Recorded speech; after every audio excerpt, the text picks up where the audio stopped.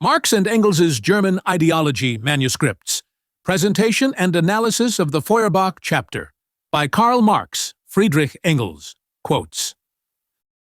The German Ideology by Karl Marx and Friedrich Engels is a foundational critique of the prevailing German philosophy, particularly targeting the idealism of thinkers like Ludwig Feuerbach, Bruno Bauer, and Max Stirner. Written in 1845-46, this work dissects the ways in which ideology shapes and distorts human consciousness, emphasizing the material conditions of life over abstract philosophical ideas. Marx and Engels argue that material life, through modes of production and social relationships, forms the basis of human consciousness, not the other way around. This materialist conception of history, or historical materialism, marks a radical shift in understanding social development, asserting that the struggle over production and class relations ultimately drives historical change. The text rejects philosophical abstractions in favor of an empirical approach grounded in real social practices, laying the theoretical groundwork for Marx's later works and the concept of a proletarian-led social revolution. Quote 1. The Holy Family refutes the idea over and over again that the holy philosophers and theologians have produced the non-autonomy of the individual by serving up a few chewed-over phrases about absolute spirit. This quote critiques the philosophical notion that theologians and philosophers have diminished individual autonomy by relying on abstract ideas like the absolute spirit. Marx argues that these intellectual exercises do not genuinely impact the condition of the individual, but rather serve as irrelevant speculation. This reflects his skepticism toward metaphysical arguments and his belief in addressing real-world conditions to understand human autonomy. Quote 2. The liberation of man does not get a single step further when they have dissolved philosophy, theology, substance, and all that foolery into self-consciousness. Here, Marx is arguing that merely reducing complex philosophical and theological ideas into abstract notions like self-consciousness does not lead to any meaningful progress in the liberation of humanity. He stresses that such reductions are intellectual exercises that fail to address the material conditions that actually influence human freedom.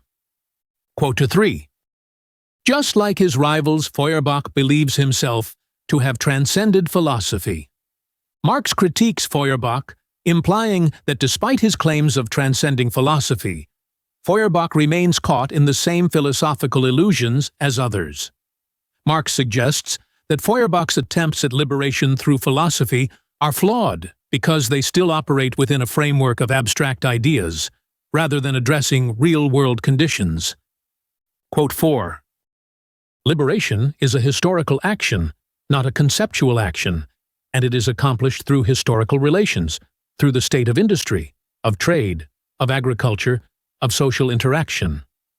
This emphasizes Marx's belief that true liberation comes from tangible material changes in society rather than through abstract philosophical or theoretical concepts. He insists that freedom is rooted in the practical realities of industry, trade, and social relationships, underscoring his focus on historical materialism as the path to real emancipation. Quote 5. Feuerbach's conception of the perceptible world is limited on the one hand to merely viewing it, and on the other to merely feeling it.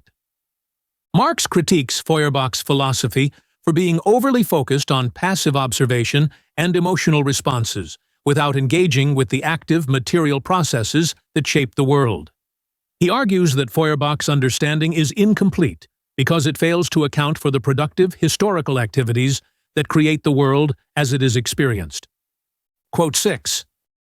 The perceptible world surrounding him is not a thing handed down directly from eternity, staying always the same, but rather the product of industry and of social conditions. This quote reflects Marx's view that the world as we perceive it is not a static, eternal reality, but one that is constantly shaped by human activity, particularly through industry and social structures. He emphasizes the historical and dynamic nature of the world, as opposed to a philosophical view that treats it as a timeless, unchanging essence. Quote 7. Even the objects of the simplest sense certainty, e.g., a cherry tree, are provided for him only through social development, industry, and commercial interaction. This quote emphasizes that even the most basic elements of sensory experience, such as a cherry tree, are not independent of social and historical conditions. Marx argues that such objects are not naturally given, but are the result of human activity, trade, and industry. This underlines his view that human perception is deeply intertwined with societal development. Quote 8. Every profound philosophical problem resolves itself quite simply into an empirical fact. Marx is pointing out that many complex philosophical questions can be reduced to observable, material facts. This reflects his belief in the importance of empirical evidence over abstract speculation, and it critiques those who rely on lofty ideas disconnected from reality, showing Marx's focus on materialism and tangible conditions. Quote 9. The much vaunted unity of man with nature has always existed in industry, and has existed variously in every epoch depending on the lesser or greater development of industry. Marx is arguing that the relationship between humans and nature is not some abstract or metaphysical unity, but a concrete reality that is shaped by the level of industrial development in each historical period. This emphasizes his view that industry and human labor are the real mediators between humans and the natural world. Quote 10. Industry and trade, production and exchange of life's necessities, for their part, condition, and again in their mode of operation, are conditioned by the distribution of goods, the structure of the different social classes. This quote illustrates Marx's view that the economic processes of industry and trade not only shape but are also shaped by social structures, such as the distribution of goods and class relations. It highlights the interconnectedness of economic and social systems, forming a central part of his materialist conception of history. Quote 11.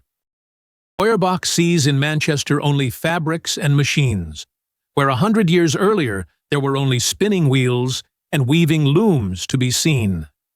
Here, Marx criticizes Feuerbach for not recognizing the historical and social transformations brought about by industry. He suggests that Feuerbach sees only the material objects, fabrics and machines, without understanding the broader historical and economic changes that have occurred over time. Quote 12. Feuerbach only conceives of man as a perceptible object, not as perceptible activity, because he thereby remains only in the realm of theory. Marx is critiquing Feuerbach for reducing humans to passive objects of perception rather than understanding them as active agents who shape and are shaped by the world. By remaining in the theoretical realm, Feuerbach fails to grasp the active, historical nature of human existence, which is central to Marx's materialist philosophy. Quote 13. We have to make a start with the Germans, who are devoid of premises, by setting forth the first premise of all human existence and therefore of all history, namely, the premise that men have to be in a position to live in order to be able to make history. Marx stresses that the foundation of history is rooted in the basic conditions necessary for human survival. Without fulfilling essential needs like food, shelter, and clothing, no historical development can take place. This premise highlights the material basis of human existence and places it at the forefront of understanding history, contrary to abstract theorizing without considering material realities. Quote 14.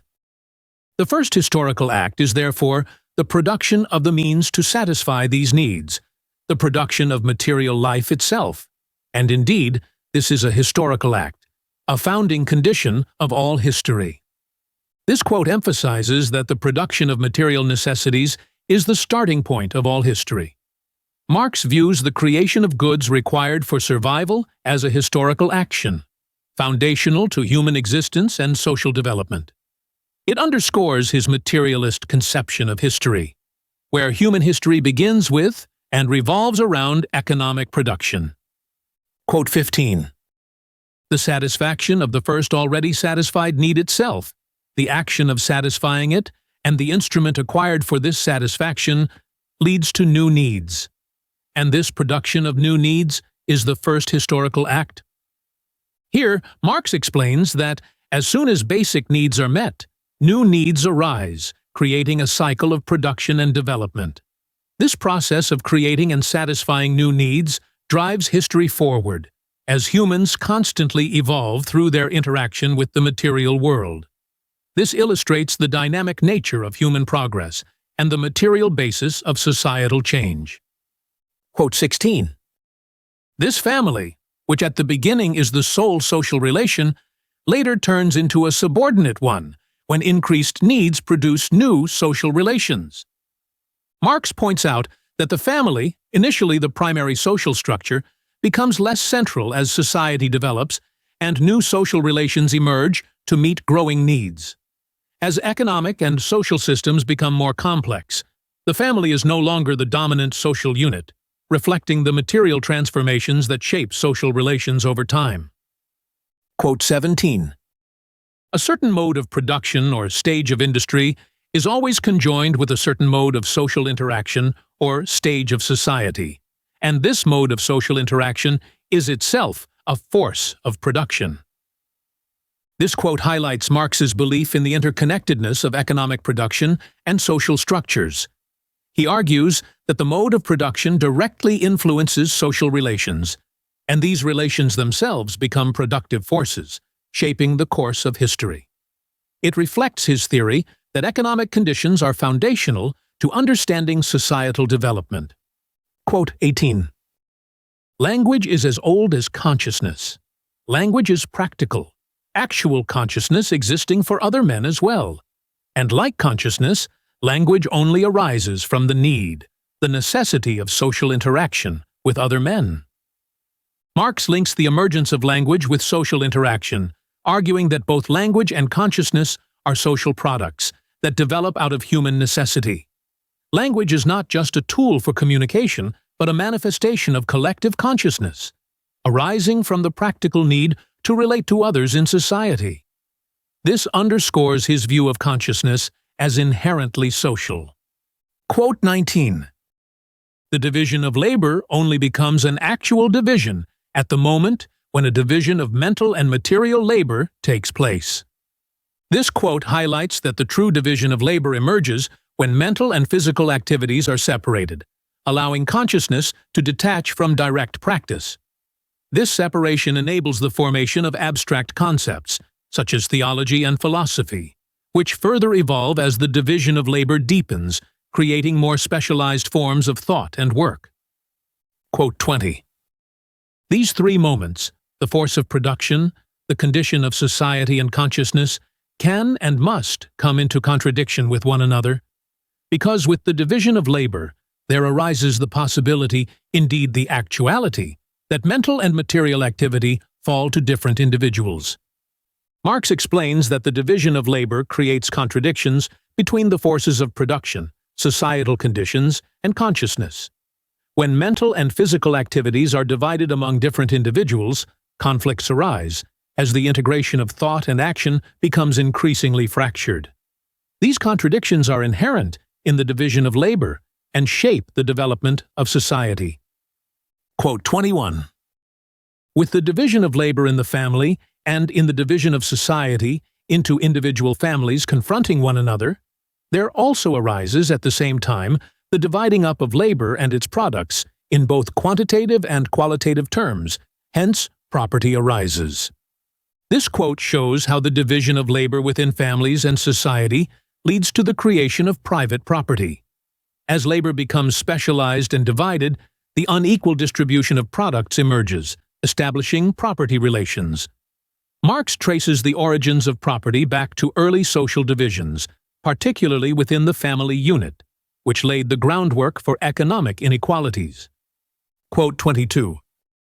The family, where the wife and the children are slaves of the husband, is the first property, which already fulfills the modern economist's definition, according to which it is the command over alien labor power. Here, Marx argues that the family is the original form of property, where the husband exercises control over the labor of his wife and children, This early form of slavery within the family exemplifies the economic principle of commanding another's labor, a concept that is fundamental to property relations in society. It demonstrates how private property begins within familial structures. Quote 23. Man's own act becomes opposed to him as an alien power over and above him, which subjugates him instead of him controlling it. Marx observes that as societies evolve, human activities, especially under the division of labor, start to dominate individuals rather than being controlled by them. This alienation of human action results in people being subjected to forces they themselves created, whether in the form of social structures, economic systems, or political institutions. Quote 24. In communist society, where each man does not have an exclusive area of activity, but can rather develop himself in any branch he likes, society regulates the general production, and thus makes it possible for me to do one thing today and another tomorrow. Marx envisions a communist society where individuals are no longer confined to a single specialized role. Instead, people have the freedom to engage in various activities, reflecting the end of the rigid division of labor. In such a society, personal development and fulfillment are prioritized, with collective production organized to meet communal needs without limiting individual potential. Quote 25. This fixation of social activity, this consolidation of our own product into a material sovereignty over us, which escapes our control, confounds our expectations, brings our calculations to nothing, is one of the chief factors in the historical development up to now. Marx emphasizes that human labor and social activity create products and systems that eventually take on a life of their own, exerting control over individuals and shaping historical development. These forces, born out of cooperation and division of labor, become independent entities that dominate human actions, reflecting the alienation of labor from the worker. Quote 26. Communism is not for us a state of affairs which is to be established, an ideal according to which actuality has to be set aright. We call communism the actual movement, which transforms the current state of affairs. Marx rejects the idea of communism as a fixed ideal or utopian vision. Instead, he presents it as a real, transformative movement grounded in the material conditions of society. Communism, in his view, is an evolving process aimed at changing the existing social and economic structures, not a distant or abstract goal to be imposed. Quote 27. How else could property have a history at all, taken on different forms, and say landed property in France, have been able to move on from enclosures to centralization in a few hands, in England from centralization in a few hands to enclosures? This quote highlights the dynamic and historical nature of property, showing how it changes form based on economic and social conditions. Marx illustrates that property systems evolve through various stages, influenced by shifts in economic practices like enclosures and centralization, which reflect broader social transformations. Quote 28. Without this universal development of the forces of production does a universal commerce among men take place. Hence, on the one hand, the phenomenon of the propertyless mass arises in all peoples at the same time. Marx argues that the global expansion of productive forces leads to the rise of a universal proletariat. As the forces of production grow, so does the interconnectedness of global commerce, which creates a simultaneous condition of propertylessness across different nations, setting the stage for global revolutionary movements. Quote 29. Communism is empirically possible only as the act of the dominant peoples all at once, and at the same time, which presupposes the universal development of the forces of production and the worldwide commerce that goes together with them. Marx asserts that communism can only be realized through a collective, global effort by the dominant nations, driven by the full development of productive forces and global commerce. This worldwide scope is essential for communism to take hold, as isolated efforts would be insufficient to overturn the entrenched capitalist system. Quote 30. History is nothing but the succession of individual generations, each of which exploits the improved materials, capital resources, powers of production from all the ones prior to it, and thus, on the one hand, pursues the old inherited activity under wholly altered circumstances, and on the other hand, modifies the old circumstances with a wholly altered activity. Marx views history as a continuous process in which each generation builds on the material and productive advancements of the previous one, while simultaneously reshaping the inherited conditions through new activities. This dialectical interaction between past and present drives historical progress and transformation. Quote 31.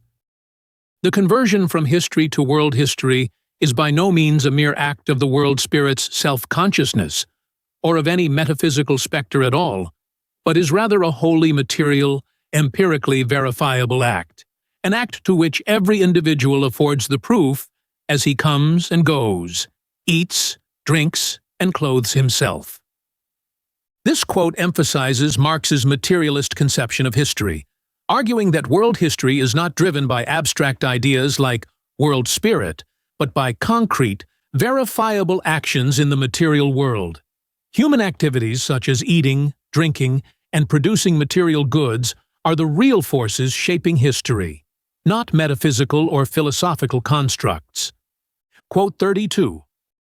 With the overthrow of the existing condition of society by the communist revolution, the transformation of private property identical with this, the power so mysterious to the German theoreticians is dissolved, and thus is the liberation of every single individual.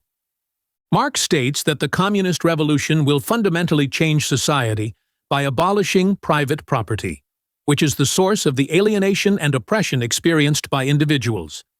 This transformation will result in the liberation of individuals from the constraints imposed by the existing social and economic structures, particularly those tied to property ownership. Quote 33. All-round dependence, this first natural form of world historical interaction of individuals, is changed through this communistic revolution in the regulation and conscious control of these powers. Marx argues that the current state of global interdependence, shaped by capitalism and the division of labor, will be transformed by communism. In this new system, individuals will gain conscious control over the forces that previously dominated them, allowing them to regulate their social and economic interactions rather than being subjected to them as alien powers. Quote 34. It is evident here that in any case, individuals make one another, physically and intellectually, but make themselves neither in the nonsense of the holy Bruno, nor in the Stirnerian sense of the ego, of the self-made man. Marx critiques idealist notions of individualism, particularly those associated with thinkers like Bruno Bauer and Max Stirner. He argues that individuals are shaped not by abstract concepts like ego or personal will, but by their social and material conditions. People are products of their interactions with one another, both physically and intellectually. Quote 35. In the development of the forces of production, there comes a stage at which the forces of production and means of social interaction are brought forth, which under current relations only cause havoc, which are no longer forces of production, but rather forces of destruction, machinery, and money. Marx identifies a critical point in the development of society where the productive forces, instead of advancing human welfare, become destructive under the capitalist system. Machinery and money, once tools for production and exchange, now create social chaos and inequalities, contributing to alienation and exploitation. Quote 36. A class which forms the majority of all members of society, and from which proceeds the consciousness of the necessity of a fundamental revolution, the communistic consciousness, which naturally can also form, among other classes, with the capacity to view the position of that class.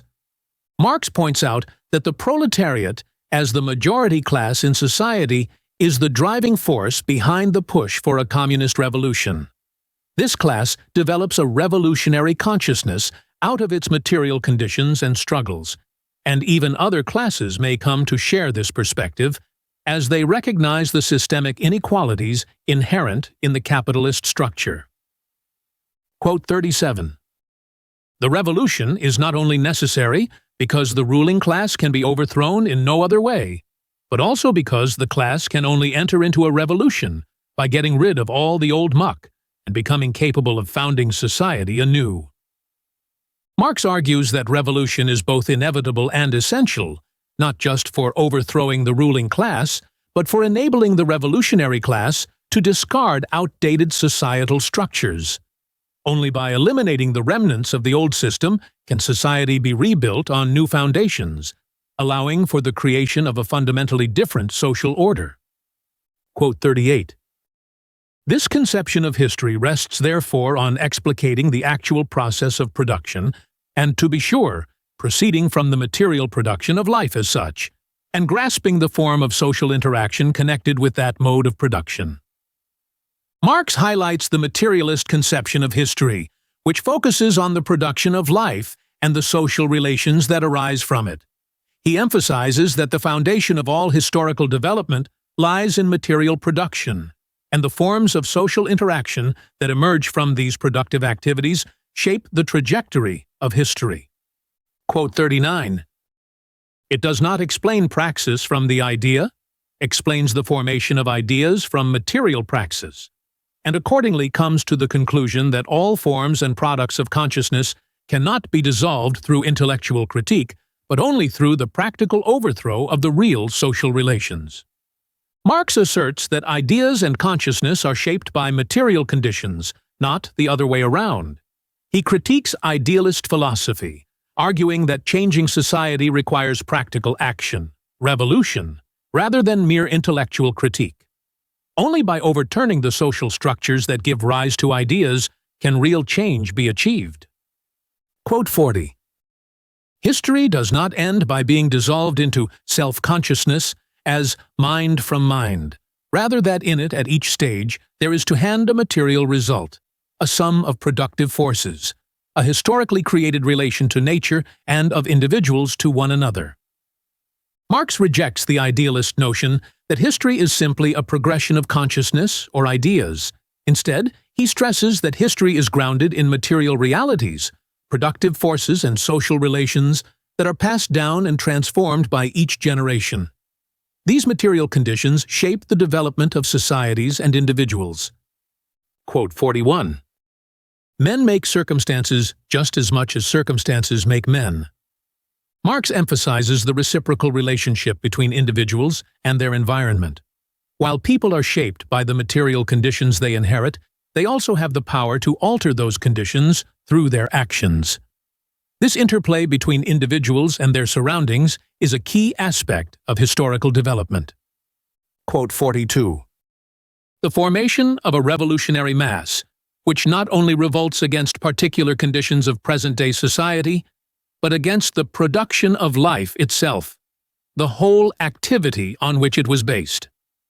Marx explains that a revolutionary mass must not only challenge specific social injustices, but also the entire system of production that underpins society. This revolution is aimed at the root of societal problems, the way life is produced and organized, and seeks to transform the very foundation of human activity. Quote 43. The production of life appears as unhistorical, while the historical appears as something separated from ordinary life, over and above the worldly. With this, the relation of man to nature was excluded from history, thus producing the opposition of nature and history.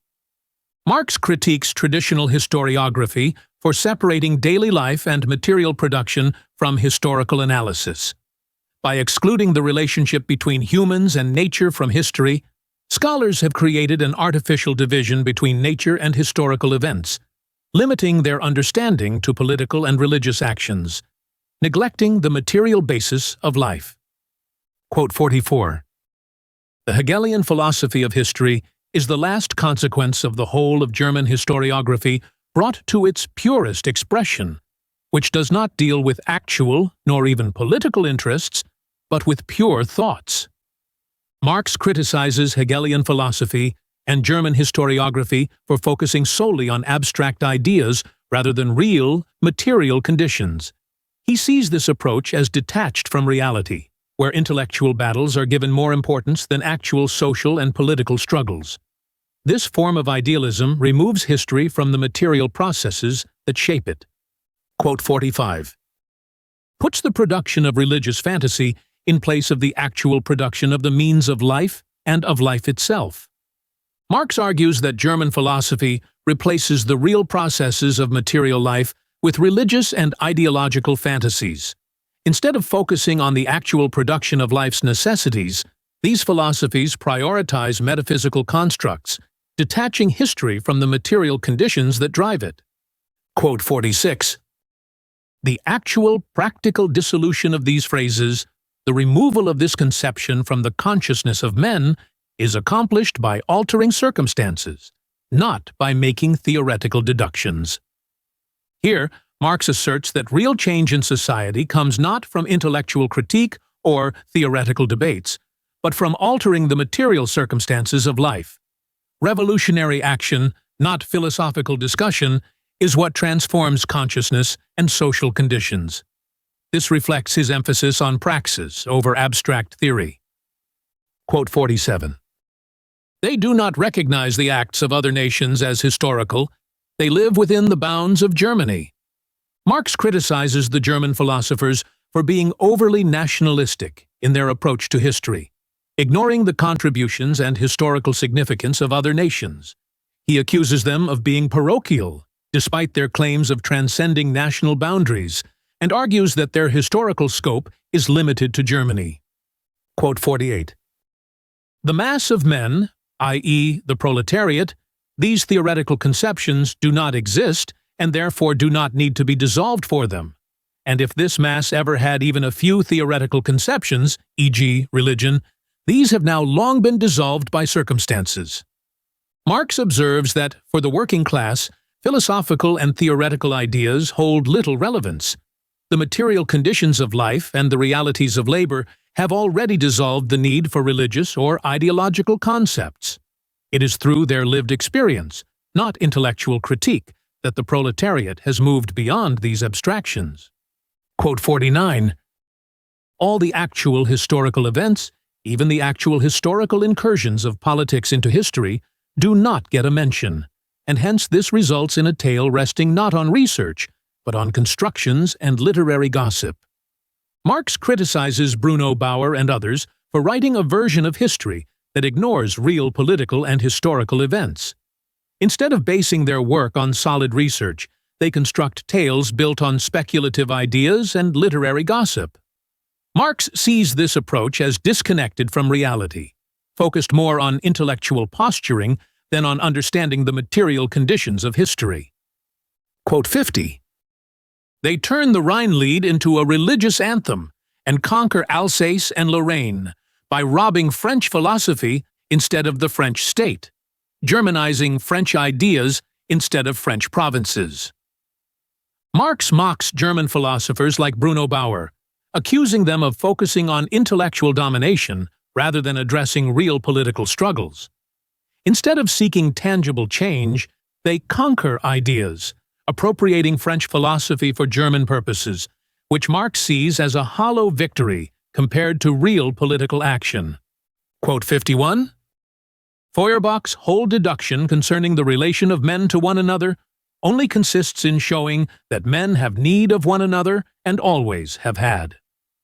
Here, Marx critiques Feuerbach for reducing human relationships to simple mutual need, arguing that this understanding is insufficient for real social change.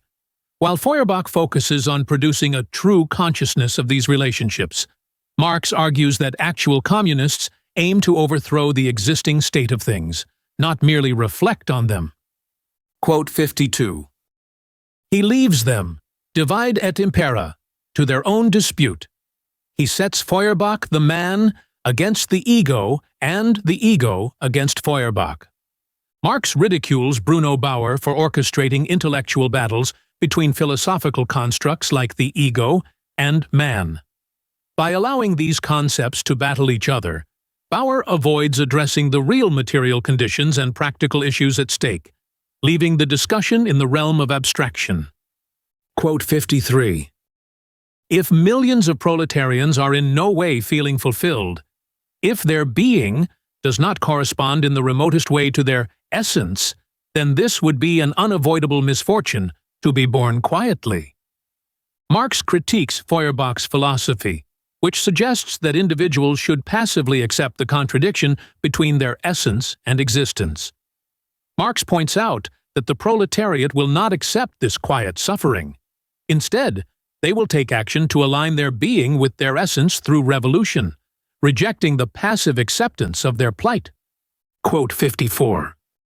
With each new invention, each advance of industry, a new patch is detached from this terrain, and the soil from which grow the examples for similar Feuerbachian propositions is thus becoming ever smaller.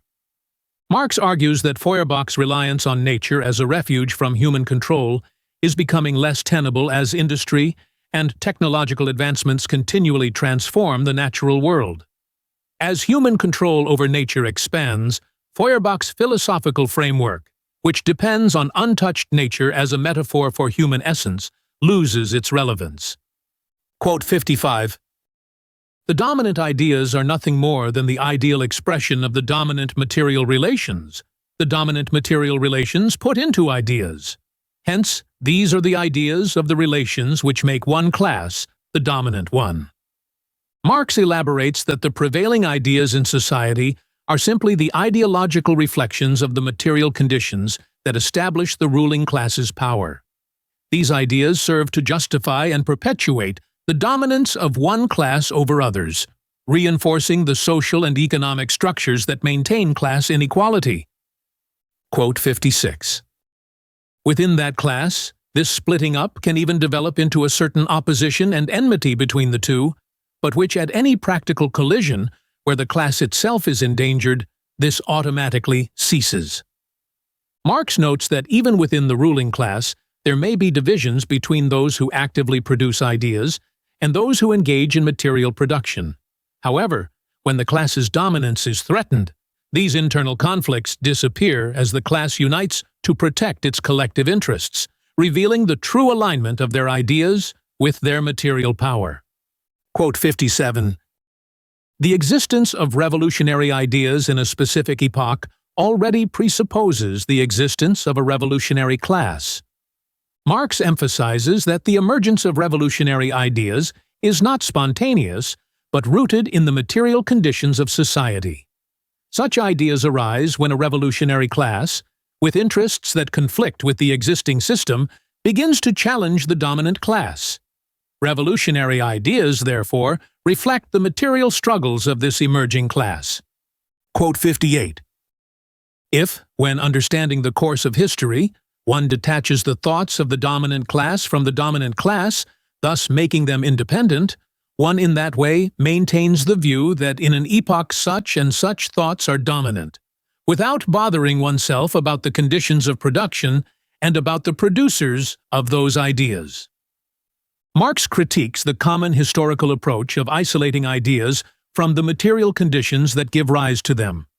By separating the dominant ideas from the ruling class, historians ignore the underlying economic and social forces that shape these ideas, failing to understand that the ruling class produces both material conditions and intellectual frameworks.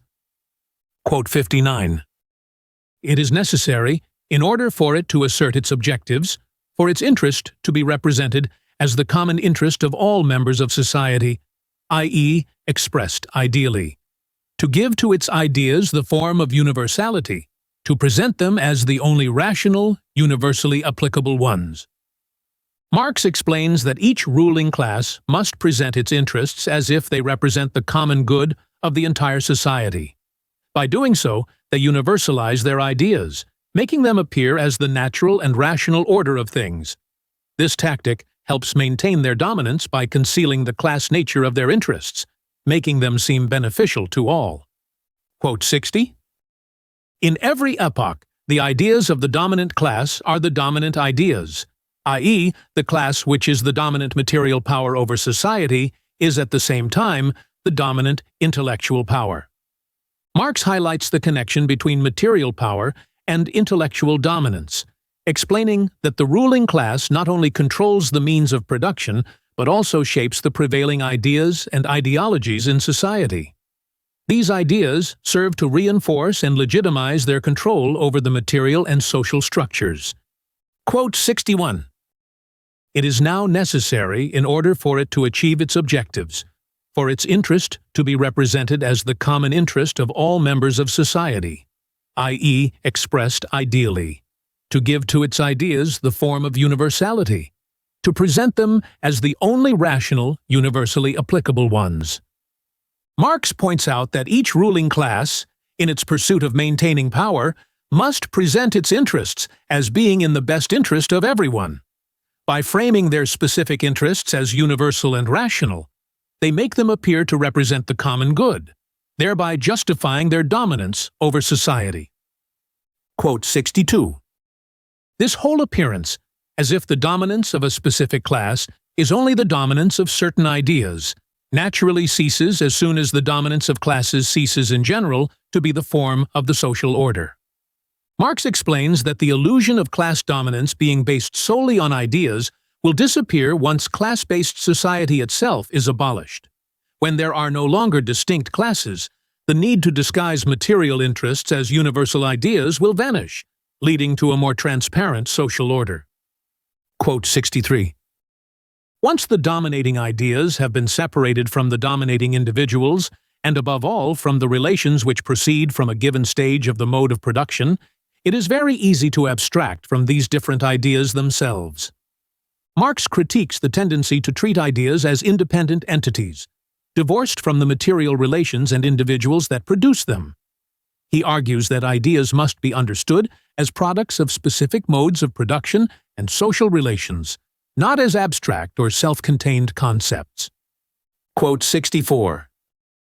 To get rid of the mystical appearance of this self-specifying concept, one transforms it into a person, self-consciousness, or into a series of persons who represent the concept in history, into thinkers, philosophers, ideologists who are again understood as the makers of history. Marx critiques the idealist view that history is driven by ideas and philosophers. He argues that this perspective falsely personifies abstract concepts like self-consciousness and portrays thinkers as the primary agents of historical change, ignoring the material conditions and class struggles that actually shape history. Quote 65. Hierarchy and its struggles with feudalism are only the ideological expression of feudalism and of the struggles developing within feudalism itself. Marx argues that the concept of hierarchy, particularly during the feudal period, is not an independent force, but rather a reflection of the material struggles within the feudal system. These ideological battles mirror the real conflicts between different factions of the ruling class and the feudal relations that shaped society at the time. Quote 66. While in ordinary life every shopkeeper knows very well how to distinguish between what someone pretends to be and what he actually is, yet our writing of history has still not arrived at this trivial insight. Marx critiques historical writing for failing to see through the surface illusions of past epochs. He compares it to how ordinary people can discern between appearances and reality in daily life, suggesting that historians often take the self-representations of historical periods at face value without questioning the material conditions underlying them. Quote 67. Hierarchy is the ideal form of feudalism. Feudalism is the political form of the medieval relations of production and interchange. Here, Marx explains that hierarchy is not an abstract concept, but an ideological manifestation of feudalism. Feudalism, as the political and economic structure of the Middle Ages, dictates the relationships of production and exchange, and hierarchy serves as its ideological justification, reinforcing the power relations inherent in the system. Quote 68. The domination of labor, specifically of accumulated labor, of capital, presupposes that individuals cohere together through some kind of bond, whether as family, tribe, the land itself. Marx contrasts two modes of domination, one based on personal, communal bonds, such as family or tribe, and the other on accumulated labor and capital.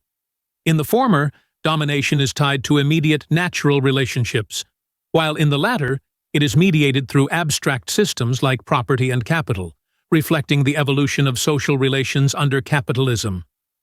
Quote 69. In the first case, the domination of the property holders over the non-property holder can rest on personal relationships, on a kind of community. In the second case, it must have taken on a material form in something else: money. Marx explains how domination shifts from personal, communal relationships in earlier systems to impersonal, material relationships under capitalism. While earlier systems of control were based on direct personal bonds, capitalist societies rely on money and capital as the instruments of domination, which abstract and depersonalize social relations. Quote 70. The most significant division between material and intellectual labor is the separation of city and countryside. The opposition between city and countryside commences with the transition from barbarism to civilization, from tribal life into the state. Marx identifies the division between city and countryside as a crucial turning point in human history, marking the shift from tribal societies to organized states and from barbarism to civilization. This separation also reflects the division between material and intellectual labor, shaping the development of both economic systems and societal structures. Quote 71. The opposition between city and countryside can only exist within the bounds of private property. It is the crudest expression of the subordination of the individual to the division of labor, to a specific activity forced upon him. Marx argues that the divide between the city and the countryside is a manifestation of the division of labor under private property. This division forces individuals into specific roles, either as stunted city animals or stunted country animals, illustrating how the separation of labor restricts human development and perpetuates social and economic inequalities. Quote 72. The flight of the serfs into the cities took place without interruption during the whole of the Middle Ages. The serfs, persecuted in the countryside by their lords, came one by one into the cities where they found an organized community against which they were powerless. Marx explains the migration of serfs to cities during the Middle Ages, driven by their oppression in the countryside. However, upon arriving in the cities, they were confronted by organized municipal powers and guilds that controlled labor and resources, leaving the serfs disempowered and forced to subordinate themselves to a rigid social and economic order. Quote 73. The need for daily wage labor in the cities created the rabble. These cities were true unions called into existence by immediate need to provide for the protection of property and to multiply the means of production. Marx highlights how the need for wage labor in cities led to the creation of a disorganized working class, or rabble. These cities were structured around protecting property and increasing production, but the workers themselves remained unorganized and powerless, contrasting with the organized guilds that controlled economic activity. Quote 74. The journeymen and apprentices in each craft were organized as best suited the interest of the master. The patriarchal relation between them and their masters gave to the latter a dual power, on one side, in their direct influence on the whole life of the journeyman. Marx describes the power dynamics within the guild system, where masters held significant control over journeymen and apprentices. This hierarchical relationship extended beyond work, influencing the personal lives of workers and reinforcing the master's authority, creating a system where workers were bound to the guild structure and had limited autonomy. Quote 75. Capital in these cities was naturally developed capital, consisting of housing, hand tools, and a naturally developed clientele handed down over generations, and it had to be inherited by sons from fathers because of undeveloped economic exchange. Marx observes that medieval capital, unlike modern capital, was tied to specific forms of labor and could not be easily transferred or reinvested. It was passed down through families, creating a rigid economic system where wealth was not easily accumulated or expanded, limiting the mobility and growth of capital compared to the capitalist systems that would later emerge. Quote 76. The great uprisings of the Middle Ages all proceeded from the countryside, but in any case remained totally ineffective because of the disaggregation and consequent ignorance of the peasantry. Marx points out that while peasant revolts occurred during the Middle Ages, they were largely ineffective due to the fragmented and isolated nature of rural life. The lack of coordination and shared knowledge among the peasantry hindered their ability to challenge the existing social and economic order effectively. Quote 77. Every laborer had to be accomplished in a whole range of tasks, had to be able to make everything that could be made with his tools. The limited interrelations of and the weak connections between individual cities, the dearth of population and restricted demand did not allow further division of labor to arise. Marx explains that in the Middle Ages, the division of labor was underdeveloped, and artisans were required to master a wide range of skills within their craft. The isolation between cities and low population density hindered the development of a more specialized workforce, meaning that craftsmen were deeply tied to their labor and lacked the specialization seen in modern industries. Quote 78. With the extension of trade by the merchants beyond the immediate purview of the city, there arises at the same time a reciprocity between production and interchange. Marx points out that as trade expanded beyond local boundaries, cities began to develop reciprocal relationships that fostered economic growth. This interconnectedness between production and exchange allowed cities to specialize in different industries and facilitated the spread of tools and innovations, breaking down local limitations and driving broader economic development. Quote 79. It depends solely on the extension of trade whether or not the powers of production secured in a locality, particularly inventions, are lost for later development. Marx emphasizes that the spread of trade is essential for preserving and advancing productive forces and inventions. Without trade, each locality would need to recreate innovations independently, and wars or invasions could easily set back entire regions by destroying their productive capacities. The spread of trade ensures that progress is not confined to isolated areas. Quote 80. Only when trade has become worldwide and a competitive struggle of all nations on the basis of large-scale industry, and all nations are drawn into the competitive struggle, is the permanence of hard-won productive forces secured. Marx argues that the global expansion of trade, along with competition between nations, is necessary to safeguard the progress made in industrial and productive capacities. It is only through worldwide trade and the integration of all nations into the competitive industrial system that the advancements of one region can be maintained and further developed. Quote 81. The division of labor between the different cities had as its next consequence the development of manufacturing, where the branch of production had outgrown the guild system. Marx explains that as cities specialized in different industries and trade expanded, manufacturing began to grow beyond the constraints of the medieval guild system.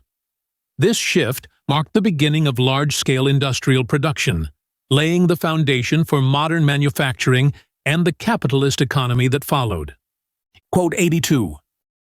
In other countries, e.g. England and France, manufacturing was limited at the beginning to the domestic market. Marx notes that in certain countries like England and France, manufacturing initially served only the domestic market. It was only after trade expanded internationally and manufacturing grew beyond local demand that these nations became significant players in global industrial production. This shift played a crucial role in their economic development. Quote 83. Weaving, previously pursued in the countryside by the peasantry as an ancillary activity in order to procure their necessary clothing, was the first labor to obtain an impetus and further development through the extension of trade. Marx describes how weaving, initially a supplementary activity for peasants, became one of the first forms of labor to grow significantly due to expanding trade.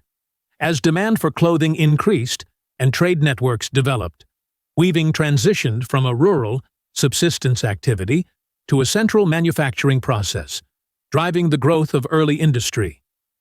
Quote 84. Weaving, a form of labor demanding little skill for the most part and soon falling into countless branches, was resistant by its very nature to the fetters of the guild. Marx explains that weaving, due to its relative simplicity and adaptability, avoided being confined by the rigid guild system that dominated other crafts. This allowed weaving to flourish in non-guild settings, particularly in villages and markets, leading to the rise of thriving, independent weaving communities that would later become influential cities. Quote 85. With the onset of manufacture, there was at the same time a period of vagabondage prompted by the dissolution of feudal retinues, the disbanding of armies thrown together to serve kings against their vassals, by improved agriculture, and the transformation of tracts of farmland into grazing for livestock. Marx connects the rise of manufacturing with the increase in vagabondage, which resulted from the breakdown of feudal structures, including the dismissal of armies and the conversion of farmland for livestock. This period saw many displaced individuals who struggled to find employment, leading to social instability that was only gradually alleviated by the growth of manufacturing industries. Quote 86. With manufacture, there arose at the same time an altered relationship of worker to employer. In the guilds, a patriarchal relationship between journeyman and master persisted. In manufacture, the money relationship between laborer and capitalist took its place.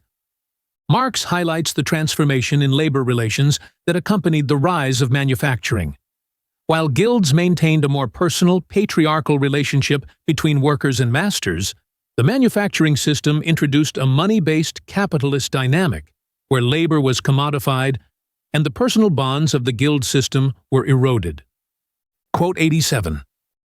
Manufacture and the development of production generally received an enormous boost through the extension of trade that arrived with the discovery of the Americas and with the sea route to the East Indies. Marx emphasizes the profound impact that the discovery of new trade routes and markets had on manufacturing. The influx of goods, wealth, and raw materials from the Americas and Asia accelerated the growth of industry and reshaped the global economy, creating new opportunities for the expansion of manufacturing and trade. Quote 88. The extension of trade and manufacture accelerated the accumulation of mobile capital, while in the guilds, which experienced no stimulus to increase their production, natural capital remained stationary or actually declined. Marx contrasts the dynamic growth of mobile capital, driven by trade and manufacturing, with the stagnation of guild-based economies. The guilds, which were not incentivized to expand production, saw their economic influence wane, while merchants and manufacturers amassed wealth and power through the rapid accumulation of capital, leading to the decline of the guild system. Quote 89. The most powerful nation on the sea, the English, maintained superiority in trade and manufacture. Here, we see a concentration in one country already. Marx highlights England's dominance in trade and manufacturing during the 17th and 18th centuries, noting how the concentration of power and wealth in one nation allowed it to control global markets. This early concentration of industrial and maritime power marked the beginning of a new era of global economic competition. Quote 90. The working up of materials produced in a country itself, wool and linen in England, silk in France, was encouraged, and that of imported materials downgraded or suppressed, cotton in England. Marx describes how nations protected their domestic industries by promoting the processing of locally produced materials, while discouraging or restricting the use of imported raw materials. This protectionist strategy aimed to strengthen the national economy and reduce dependency on foreign goods, aligning with broader mercantilist policies. Quote 91. The fragmentation of the world market into individual sectors, each of which was exploited by a particular nation, the suppression of competition among the nations themselves, the hitches in production itself, and the use of money, only then developing beyond its first stage, impeded commercial circulation. Marx observes how the division of the world market into sectors controlled by different nations, along with underdeveloped monetary systems, hindered the free flow of goods and capital. These barriers created a fragmented and inefficient global economy, where competition was limited and economic progress was slow. Quote 92. More than anyone else, it was the merchants, and particularly the ship owners, who pressed for state protection and monopolies. The manufacturers also demanded, and indeed received protection, but continually ranked below the merchants in political significance. Marx explains that merchants, especially ship owners, were the primary advocates for state-backed protectionist policies, such as monopolies and tariffs. While manufacturers also benefited from these policies, they held less political influence compared to the powerful merchant class, which dominated the economic and political landscape. Quote 93. This period is also distinguished by the abolition of the ban on exporting gold and silver, the rise of currency exchange, of banks, of state debt, of paper money, of speculation in stocks and shares, and of forward trading in all articles, and of the development of the money system in general.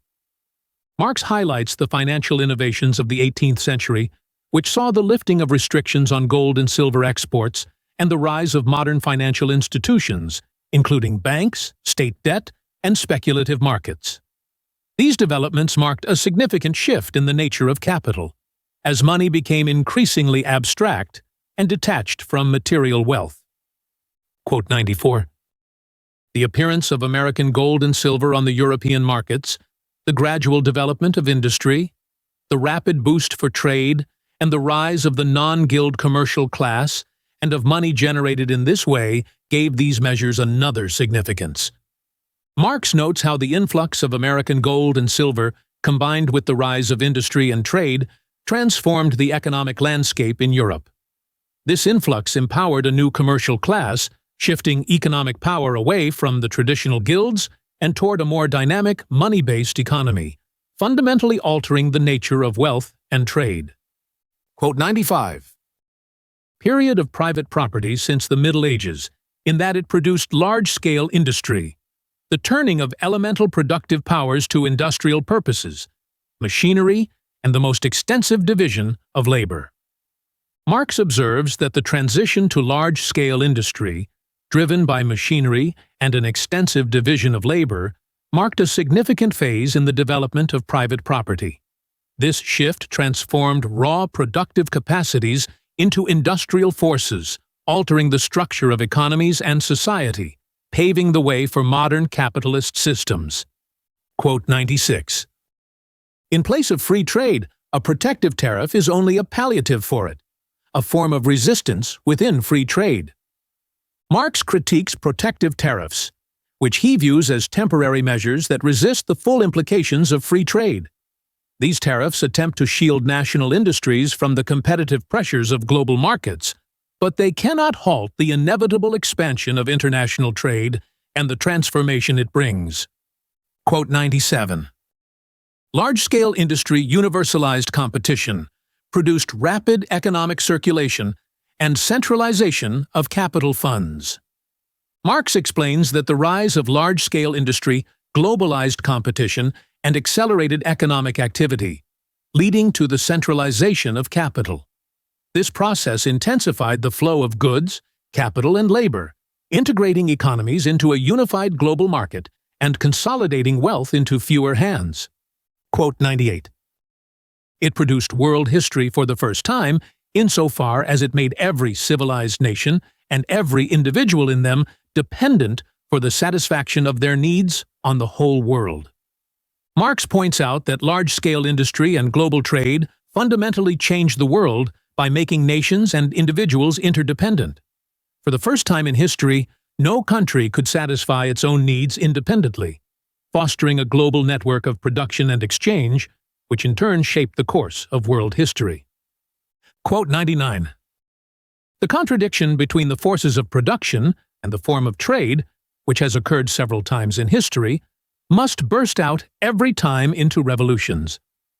Marx emphasizes that when there is a misalignment between the forces of production and the existing economic or trade systems, revolutions are inevitable.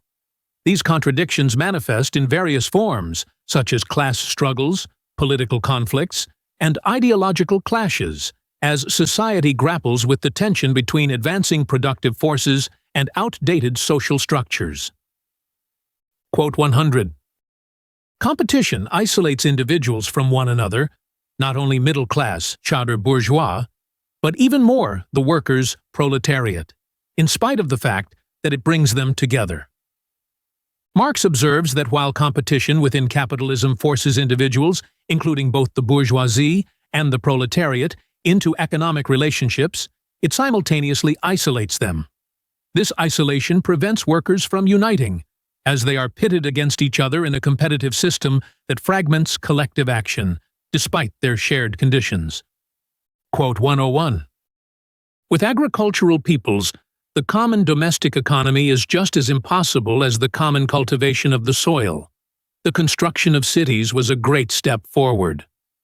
Marx points out that, for agricultural societies, shared domestic economies and communal farming are unfeasible. The development of cities marked a significant advancement by concentrating populations and creating a more complex social structure, laying the groundwork for modern economic and social systems. Quote 102.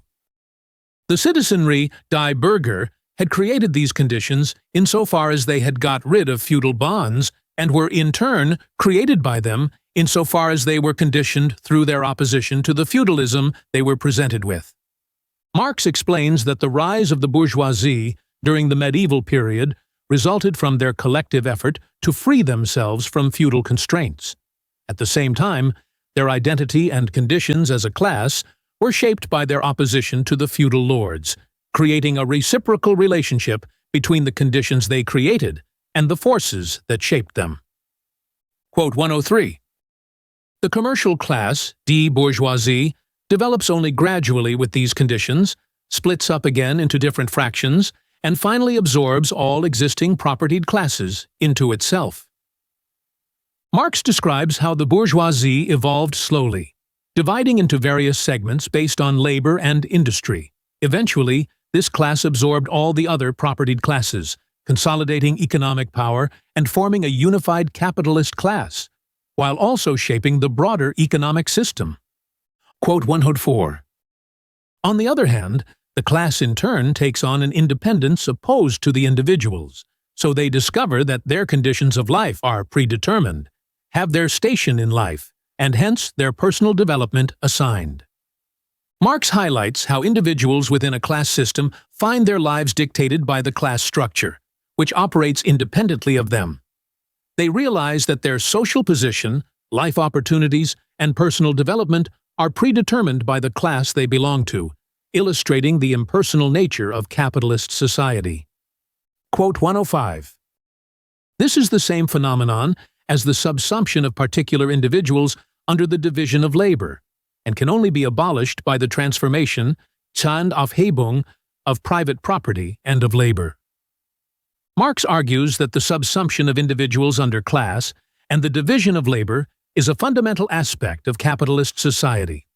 This condition can only be abolished through a radical transformation of private property and labor, eliminating the structures that enforce these divisions and create social inequality.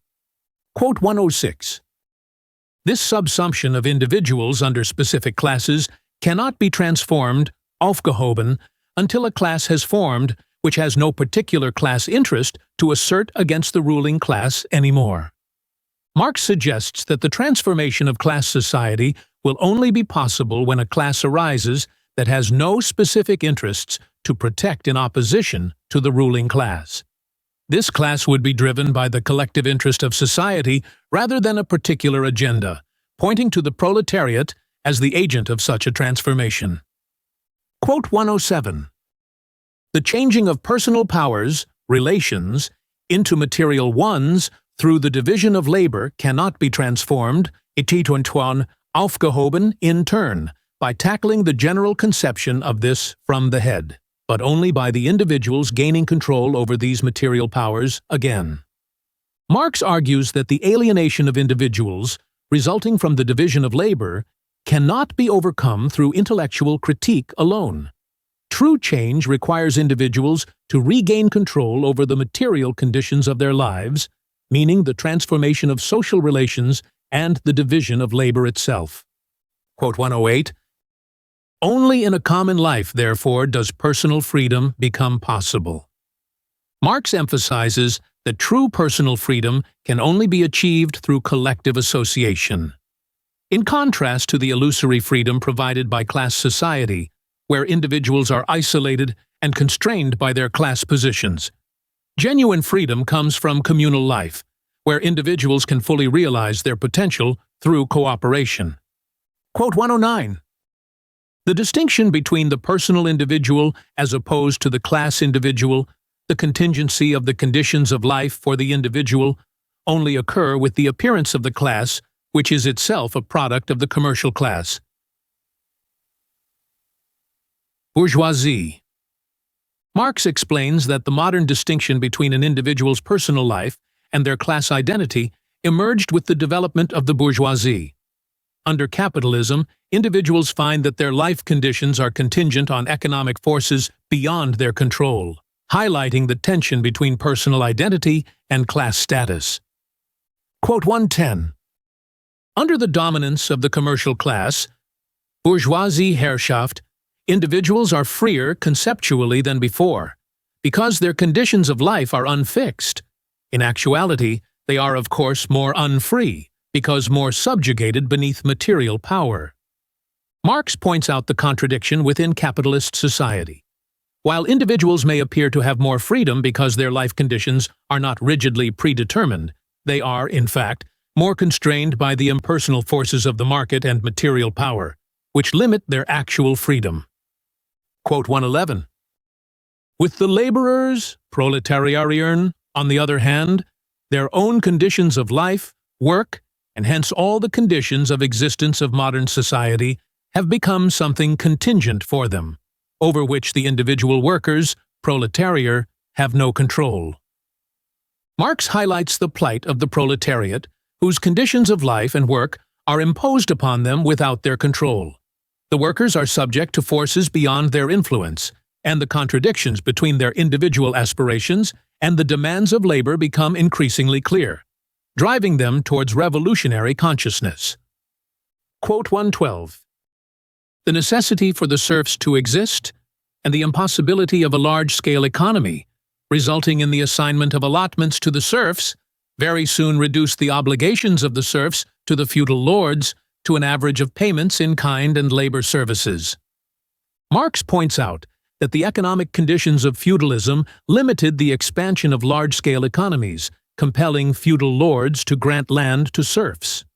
This arrangement allowed serfs to accumulate personal property, which eventually enabled them to improve their social standing and pursue freedom from feudal obligations, marking a slow shift towards urbanization and the development of a new class. Quote 113.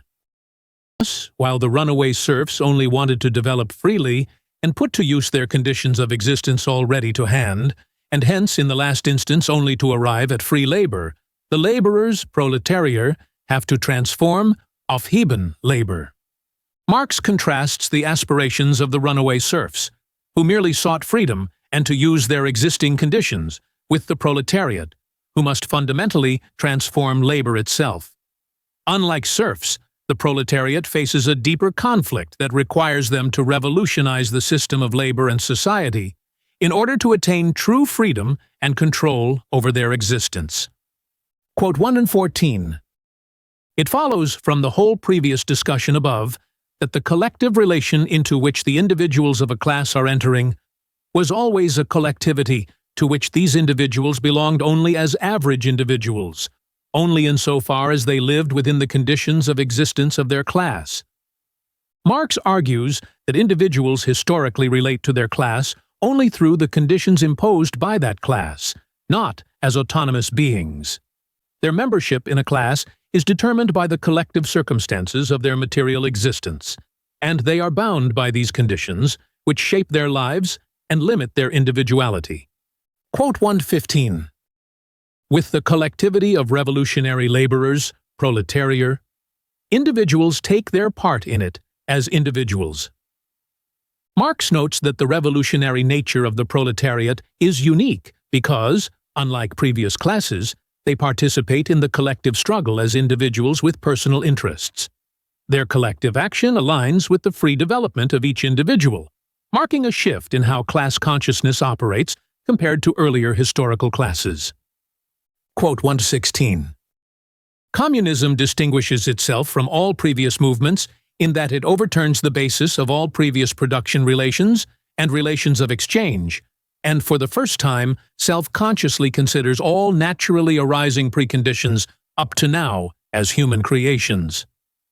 Marx highlights that communism differs from past movements because it seeks to consciously transform the underlying structures of production and exchange. It recognizes the preconditions of society, such as labor and economic relations, as human-made rather than natural, and seeks to reconfigure them through collective action and control. Quote 117. The distinction between what is personal to the individual and what is contingent to the individual is not a conceptual distinction, but rather a historical fact. Marx emphasizes that the separation between what is personal and what is contingent to an individual arises from historical development, not abstract theory. Each historical era imposes different material conditions on individuals, and the nature of these conditions varies according to the social and economic structures of the time. Quote 118. The varying shape of material life is naturally dependent in every case on the needs that have already been developed, and production as well as the satisfaction of these needs is itself a historical process. Marx highlights that material life and the needs that drive it are not static, but evolve historically. The production of goods and the satisfaction of needs are shaped by the historical context, and as society changes, so do the methods of production and the demands they address, reflecting the dynamic nature of human development. Quote 119. These different conditions, which appear at first as conditions of self-engagement, later as its fetters, form for the whole of historical development a connected series of forms of interaction.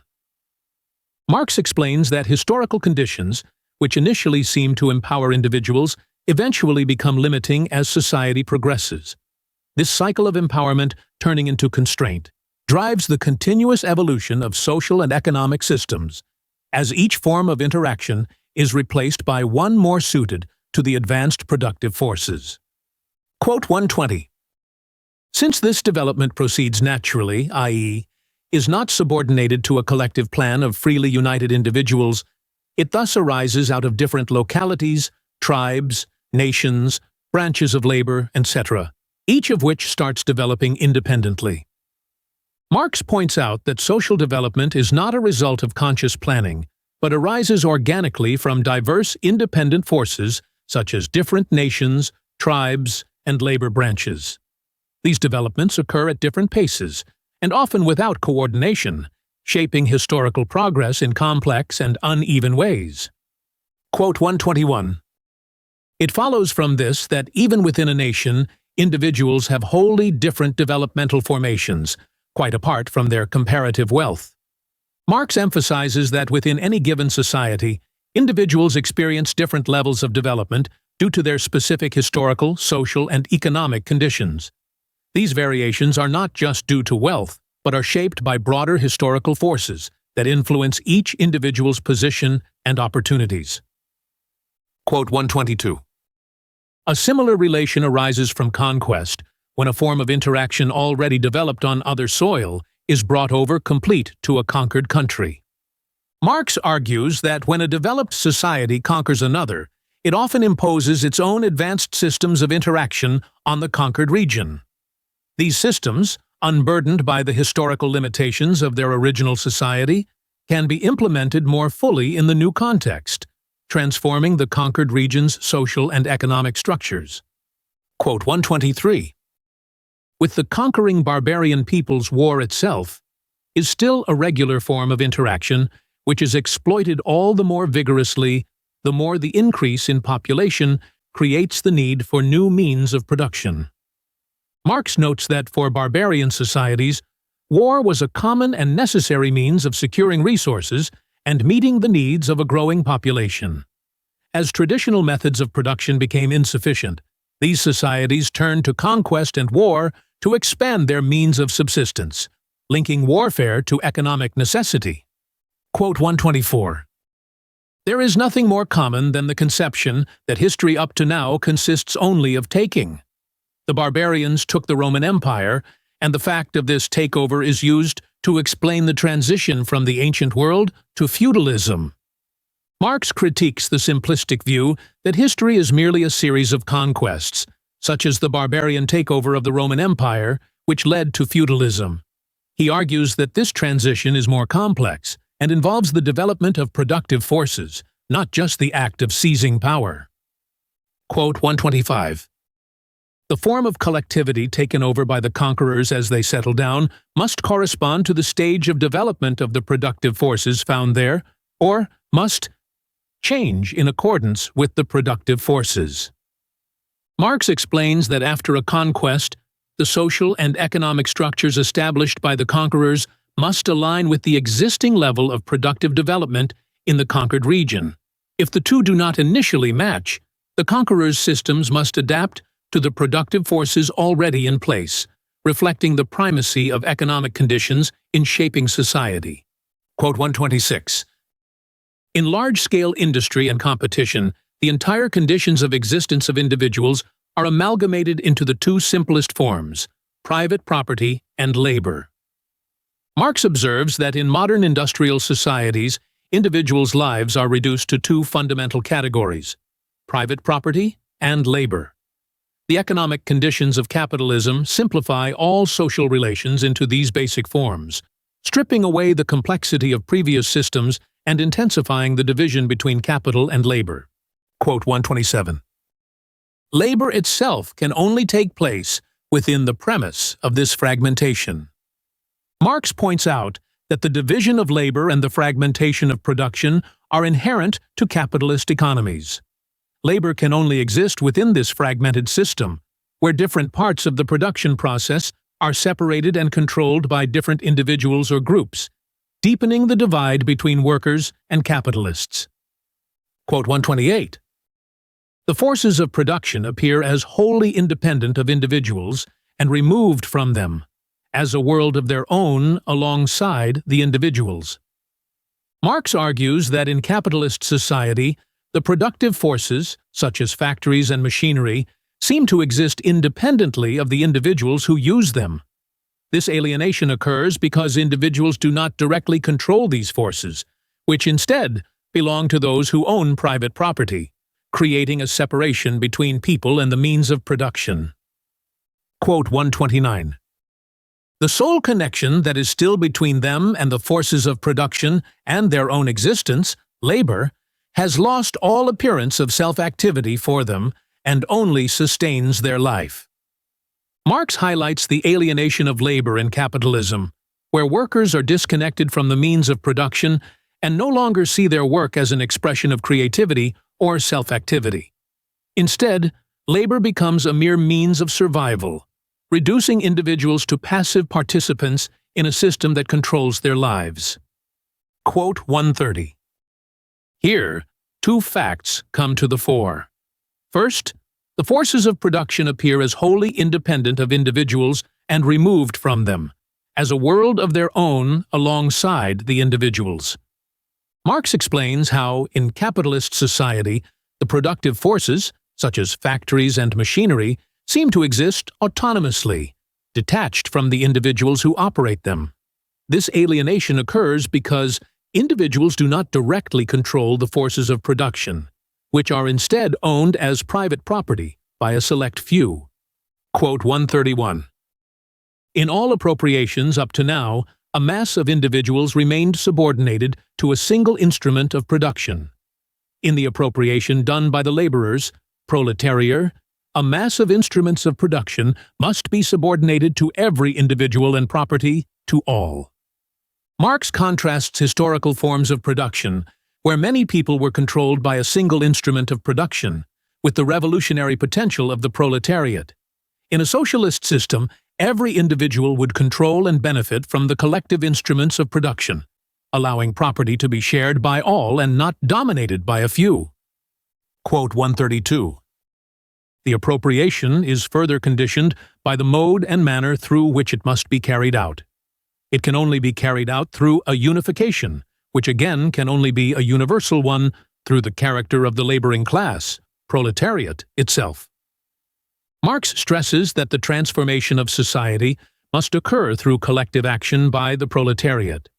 This change cannot be achieved in isolated pockets, but must be universal, reflecting the shared interests and revolutionary potential of the working class across all nations. Quote 133. Only at this stage does self-engagement coincide with the material life, which corresponds to the development of individuals into total individuals and the stripping off of all that has grown up naturally. Marx envisions a future where individuals fully develop their capacities and engage with life in a self-directed way, free from the alienation imposed by capitalist labor. In this stage, people would shed the restrictions that currently bind them, such as class divisions and the unequal ownership of productive forces. Quote 134. Commercial society, bürgerliche Gesellschaft, comprises the whole material social interaction of individuals within a specific stage of development of the productive forces. Marx defines commercial society as the framework within which all material interactions between individuals occur, shaped by the level of development of the productive forces. This society encompasses all aspects of economic life and is determined by the dominant mode of production, such as capitalism. Quote 135. With ancient peoples, family property appears as state property, because a number of families live together in a city, and the right of the individual appears as mere possession, which is limited to landed property. Marx observes that in ancient societies, family property often doubled as state property, as the concept of private property was tied to land ownership within the collective community. Individual rights to property were limited, and ownership was closely linked to one's role within the family and the city-state. Quote 136. The modern state, which is gradually purchased for themselves by the owners of private property through taxation, is completely delivered into their hands through state indebtedness, and whose material existence has become wholly dependent on the commercial credit which the owners of private property, the commercial class bourgeoisie, extend to it, on state bonds which rise and fall on the exchange. Marx explains how the modern state has become financially dependent on the bourgeoisie, who, through taxation and state debt, effectively control it. This relationship reflects how the economic interests of the bourgeoisie dominate the state, making its survival reliant on the credit and financial dealings of the capitalist class, particularly through the stock market and bonds. Quote 137. The state has become a particular interest alongside and outside commercial society, bürgerliche Gesellschaft. However, it is nothing more than the form of organization which the commercial class, bourgeoisie, externally as well as internally, necessarily takes on for the mutual guarantee of its property and its interests. Marx argues that the state, while appearing as an independent entity, is simply the organizational form that the bourgeoisie adopts to protect its property and interests. It exists to serve the capitalist class, ensuring the stability of private property and maintaining the structures necessary for the operation of a commercial society. Quote 138. Since the state is the form in which the individuals of a dominating class make good their common interests, and in which the whole of commercial society, bürgerliche Gesellschaft, is summed up as an epoch, it follows that all common institutions are facilitated by the state and take on a political form. Marx highlights that the state serves as the collective tool through which the ruling class enforces its shared interests. All institutions that benefit society, such as legal and political systems, are shaped by the state in a way that reflects the economic and political power of the dominant class, turning these institutions into mechanisms of political control. Quote 139. With modern peoples, where the feudal form of communal life, der feudale Gemeinwesen, was dissolved by industry and trade, a new phase, capable of further development, began with the inception of private property and the rights of private individuals. Marx points out that the rise of industry and trade in modern societies ended the feudal system of communal living. This transition initiated a new phase of development centered around private property and individual rights, marking a significant shift in social and economic relations as capitalism replaced feudalism. Quote 140. With the rights of private individuals, the existing property relations are declared to be the result of the general will. Marx critiques the idea that private property is justified by the general will of society. He suggests that the legal framework around private property is a construct that serves to reinforce existing property relations, making them appear as natural or universally accepted, even though they primarily benefit the ruling class. Quote 141. This juridical illusion, which reduces law and right on recht to mere will, necessarily leads, in the further development of property relations, to the result that someone is able to have legal title to a thing without actually having the thing. Marx critiques the legal system for creating a false sense of ownership, where a person can hold legal title to property without having real control over it. This occurs especially under capitalism, where competition and economic pressures can strip property owners of their ability to use their property effectively, despite holding legal rights over it. The German Ideology by Karl Marx and Friedrich Engels underscores the centrality of material conditions and economic relations as the foundation of human life and consciousness. By critiquing idealism and emphasizing practical historical reality, Marx and Engels introduce the revolutionary idea that social change stems from transformations in material production and the conflicts between classes. They argue that ideology serves to maintain existing power structures by masking real social relations and inequalities. Ultimately, the text advocates for a society in which individuals are liberated from ideological illusions, allowing them to engage in self-directed communal production. This work establishes the basis for a scientific analysis of society, advocating for a historical approach that seeks to understand and transform the world, rather than merely interpret it.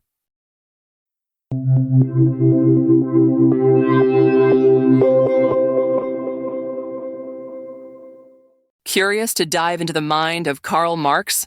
With StudyLab Pro's book GPT, it's possible. Ask questions, explore themes, and discover the depths of Marx and Engels' German ideology manuscripts, presentation and analysis of the Feuerbach Chapter, in an entirely new way. Start your conversation now by clicking on our logo. And if you're hungry for more educational content, subscribe to our channel to keep discovering, learning, and growing. Want more than just videos? Click on our logo now to join us on our platform for multiple choice tests, in-depth content, and tools to help you ace your studies. Get started now.